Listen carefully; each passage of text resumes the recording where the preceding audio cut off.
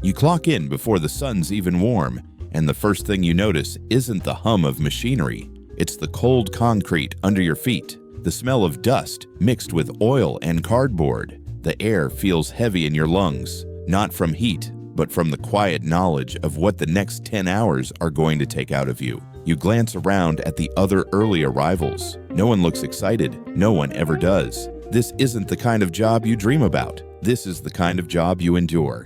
The warehouse is its own ecosystem sealed off from the outside world. It's not just the walls and the loading bays that make it feel that way. It's the rhythm of the place. Everything moves to the beat of conveyor belts, forklifts, and scanning guns beeping in endless repetition. It's a soundtrack that gets inside your head until you hear it even when you're at home. At first, you think you can handle it. You tell yourself it's just physical work. Move this, lift that, scan, stack, repeat. It's simple enough. You've worked harder jobs before, or so you think. But a warehouse has a way of stripping away whatever illusions you came in with. Because here, it's not about lifting something heavy once.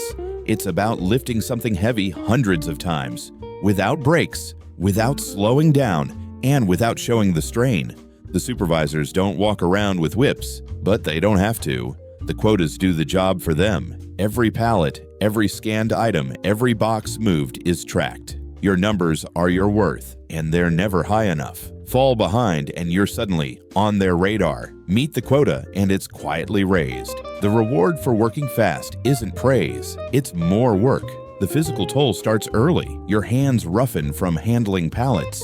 Your shoulders ache from constant lifting. Your back develops a dull, constant throb that no amount of stretching can erase. Steel-toed boots protect your feet, but make them ache by noon. You drink water, but it barely cuts through the dryness in your mouth from the dust and recycled air. There's no real silence here. Even in the rare moments when the machines pause, you can still hear the ticking of the cooling fans, the shuffle of boots on concrete, the distant bang of a dropped box.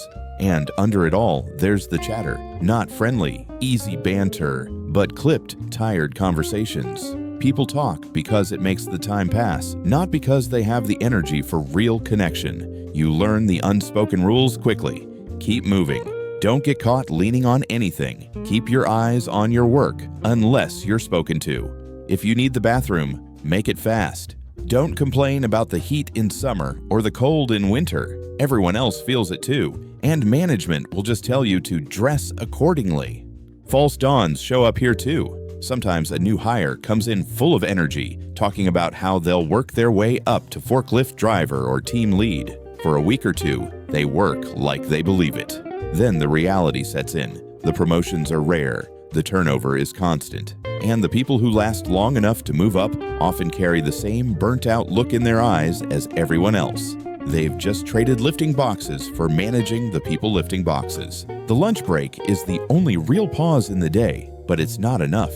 You eat at long tables under fluorescent lights, surrounded by the smell of microwaved leftovers. Conversations drift toward aches, bills, and weekend plans that never seem to get here fast enough. You watch the clock, knowing that as soon as the break ends, the next half of the day will hit harder than the first. By the last 2 hours, the fatigue is a weight all its own. Your arms feel slower, your legs heavier. The pallet jack feels harder to pull. You start making small mistakes, grabbing the wrong box, scanning the wrong code, and each one costs you time you can't afford to lose. The supervisors don't care how tired you are. Numbers are numbers, and the system doesn't slow down for anyone. You think about quitting sometimes. Everyone here does. But quitting means starting over somewhere else, and most places like this are the same. Different walls, same grind.